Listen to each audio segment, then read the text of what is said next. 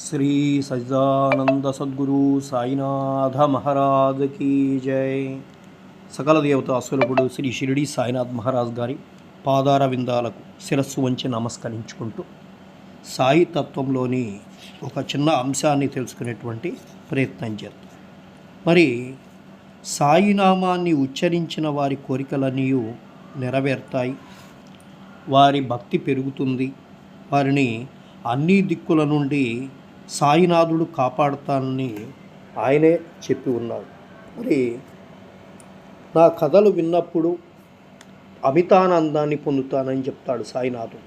ఆయన కథలు విన్న, కథల్ని మననం చేసిన, సాయినాథుని కీర్తన చేసిన, సాయి నామాన్ని జపిస్తున్న ఇవన్నీ కూడా నవవిధ భక్తులలో ఉన్నటువంటి మార్గాలే. అంటే కైవల్యం పొందడానికి మనం చేసేటువంటి ప్రయత్నం. కాబట్టి అందరూ కూడా సాయి నామాన్ని ఉచ్చరించి సాయి కృపకు పాత్రలవుతారని కోరుకుంటున్నాను.